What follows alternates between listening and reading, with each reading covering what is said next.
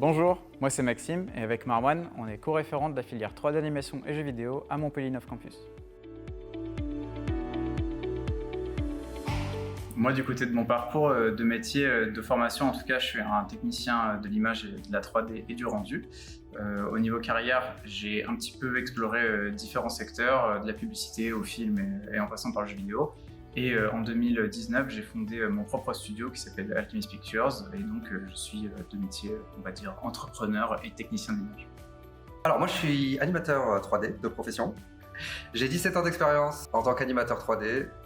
J'ai travaillé dans 4 pays différents en tant qu'animateur 3D. En France, en Angleterre, en Australie et au Japon. Pour la télévision, la publicité, le film et le jeu vidéo. Ça fait 6 ans que je travaille à Innov Campus. J'ai rejoint le campus Montpellier 1 an avant qu'ils ouvrent physiquement.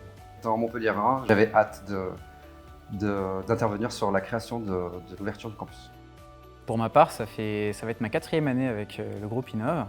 Et rejoindre Montpellier 9 Campus, c'était l'opportunité de rejoindre un campus en pleine création. Et donc, voilà, de pouvoir s'exprimer, d'être créatif sur comment aller mettre en place l'école, mettre en place les cours, recruter de nouveaux intervenants. C'est vraiment un challenge super intéressant.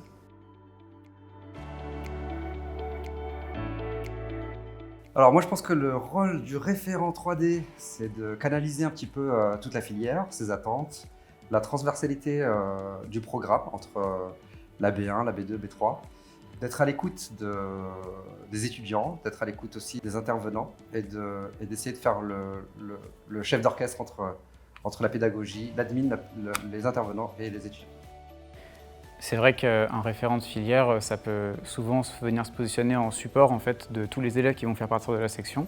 Il va y avoir beaucoup de challenges à développer avec les autres filières de Innov, tout simplement parce qu'en fait les métiers de la création de l'image et du jeu vidéo, ils peuvent avoir des domaines dans dans quasiment toutes les industries. Et donc il va falloir des personnes un petit peu pour articuler comment les élèves par exemple de notre filière vont rencontrer les élèves des autres filières et pouvoir s'exprimer dans des projets pertinents. Cette année, on partage, on est co-référent. C'est un exercice qu'on a mis en place assez naturellement l'année dernière. Et on réitère cette année. Je pense qu'on adore bosser ensemble. On n'est pas toujours d'accord, mais c'est aussi la confrontation de points de vue qui crée une équipe encore plus riche et plus intéressante. Avec Marwan, on va essayer en fait, de proposer à nos étudiants un challenge qui est au plus proche possible de la réalité métier.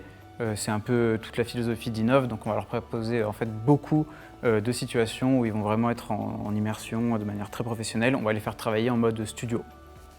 Plus on avance dans le temps et plus ils sont à la limite du monde professionnel. Du coup, c'est cette approche terrain, métier, comme l'a dit Maxime, studio.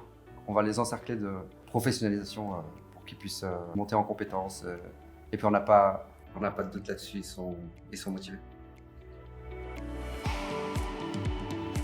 Un des conseils qui peut être assez pertinent à donner à nos étudiants quand ils rejoignent la filière, c'est que ce qui peut être dangereux quand on va faire par exemple des métiers passion, comme les métiers de la création de jeux vidéo ou de films, c'est justement de ne pas se perdre dans la passion et de toujours penser que nous, en fait, ce qu'on fait, c'est quand même de l'art appliqué. Donc c'est de l'art qui est à la destination toujours d'une commande, d'une entreprise ou d'un projet, et qu'il faut aussi savoir parfois se mettre un petit peu de côté et savoir rentrer dans un cahier des charges. Un conseil, ne lâchez rien. Je pense qu'on est plus sur la course contre soi-même, du coup on est sa propre limitation. Alors si j'ai un seul conseil à vous donner, c'est de ne pas vous sous-estimer et de vous battre jusqu'au bout. Oui, c'est vrai que c'est un endroit où en fait, ça peut être très long d'apprendre ces métiers-là. Ils sont très vastes. Il y a le dessin, la sculpture, l'imagerie, la colorimétrie, il y a tout un tas de choses. Et en fait, il faut un peu voir ça comme un énorme marathon. Et donc, si on se fatigue trop vite, souvent, c'est compliqué. Inspirez-vous aussi de ce qui se passe tout autour, puisque notre métier est nourri par les autres formes d'art, peinture, sculpture, théâtre, voilà, musique. Enfin, voilà. Je pense que c'est important.